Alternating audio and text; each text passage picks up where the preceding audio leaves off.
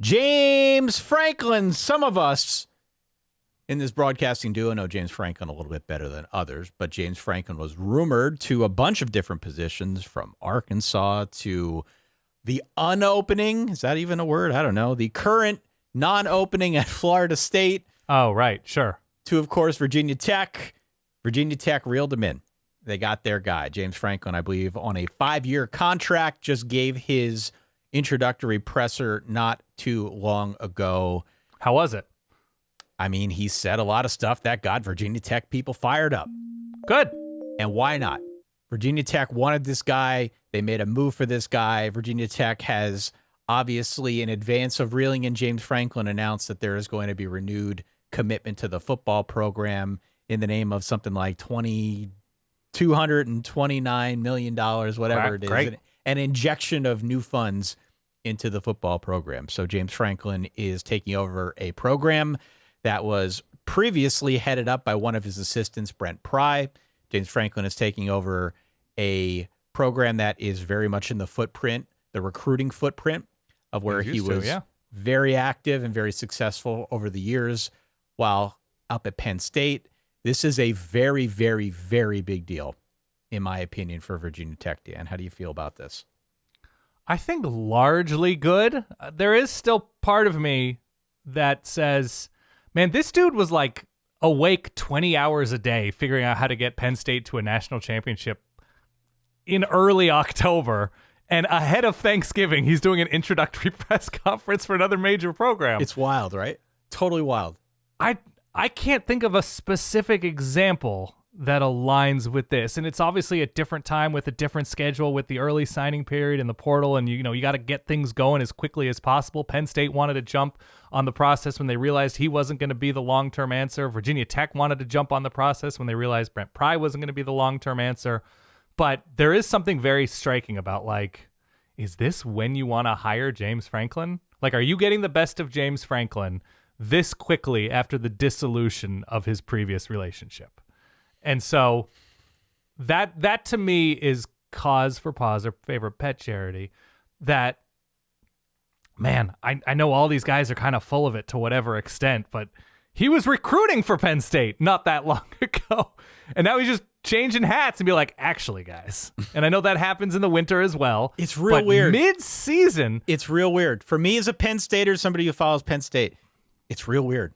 It feels very strange. I think a lot of the conversation is, like, on the surface, like, this guy's recruited really well. He's won big, and now he's going to an easier conference. He's in an area where he's recruited before. Like, there's a lot of smooth transition conversations happening when I'm just not so sure this is the moment you want to hire James Franklin. Like, let him do Big Noon Saturday for a year and then hire him, right? Like, let him get some rest. Let him figure out what he wants to do with his life. And I know you got to strike when the iron's hot, whatever. But that's the thing that sort of would keep me up if I were a Virginia Tech fan a little bit. You should be happy if you're a Virginia Tech fan. I was going to say, what you're describing here is more Dan speak than I think it is on behalf of the Virginia Tech fandom. Because I'm not speaking on like, you should be happy if you're a Virginia Tech fan because the upside is obvious. I'm just saying, is this the right direction of James Franklin's moment, right? It's heading nothing but downward since late September. And then there's Virginia Tech ready to get him on his feet, get him all cleaned up. I don't know. I don't know if Virginia Tech's the place that is known to do that. Well, listen.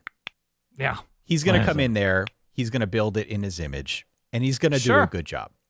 There is no chance he is doing any worse than any of his predecessors, right? I am speaking specifically of Brent Pry and Justin Fuente. He will do better than both those guys because he's a better coach than both of those guys. What Virginia Tech needs in this moment is a program builder, somebody who could step in, reboot the program, tear it down to the studs, and inject this thing with a ton of talent. They're already doing what they think they need to do on the financial side to bring this thing up to speed. James Franklin is going to come in. He's going to give it order. He's definitely going to give it a purpose and a really strong philosophy. Sure. And I think in addition to all of that, versus his previous stops at Vanderbilt, at Penn State, when the rules were different when he got there, he has an opportunity to now come into Virginia Tech and make a move very quickly to reboot that program. It may not take 3 years the way it takes or the way it took at previous stops. Sure. It might be more immediate because the ACC is gettable. The schedule next year is very gettable for Virginia Tech. And we're already seeing something of an exodus of some of the recruits up at Penn State who have now switched commitment to maybe consider Virginia Tech. So I think this is going to be very quick. I think it's going to be a very sudden transition, and it definitely feels weird for me. Like, I kind of feel sad about all of this because I didn't dislike James Franklin as a person. I definitely thought there was a moment, and obviously Penn State thought this as well, where the relationship had run its course, it had plateaued, and it was probably best for all parties to go in a different direction. Yeah. Doesn't mean that I'm not a little bit sad about this. And it also doesn't mean that I don't think Virginia Tech got an absolute slam dunk of a hire. I think they did a great job here getting their guy. It has a little bit of a whiff of Brian Kelly to LSU. It was time, hit a ceiling. Now, obviously, the expectation, the reason Brian Kelly left on his own accord is because he felt like he could win on a higher level than what he was able to do at Notre Dame at LSU. But listen, BK was not likable.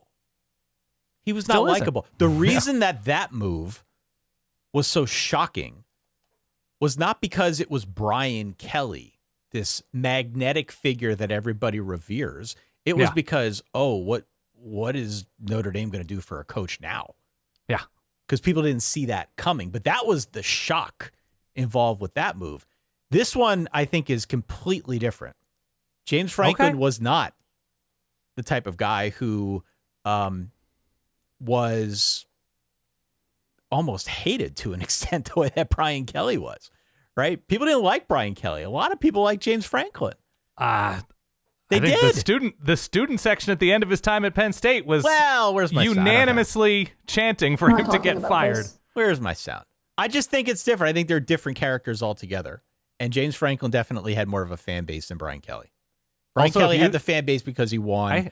James Franklin had that fan base too, but I don't think there were a lot of people out there who thought James Franklin was kind of like all around a bad guy. Okay. I'm just saying, put a bookmark in this episode. Okay. When something doesn't go exactly what you're thinking, like you just played the sound effect, right? Thinking about a super successful coach who, the ACC is gettable. What's North Carolina's record right now? I don't know. They're like 2 wins, 3 wins. Yeah, I'm just saying, easier said than done. I'd rather have a coach ascending than descending right now. And if you're going to invest $200+ million, you're not expected to go 8-4. You're just not. Well, and so they're going to give him some time. They have to give him some time. They're going to give him time, and they should. A gigantic hire for Virginia Tech, and I think it was a good move. I give them a lot of credit for moving quickly to get out of the coaching market as quickly as possible, because for the teams that are still in it, Penn State included, it's getting very weird. Look,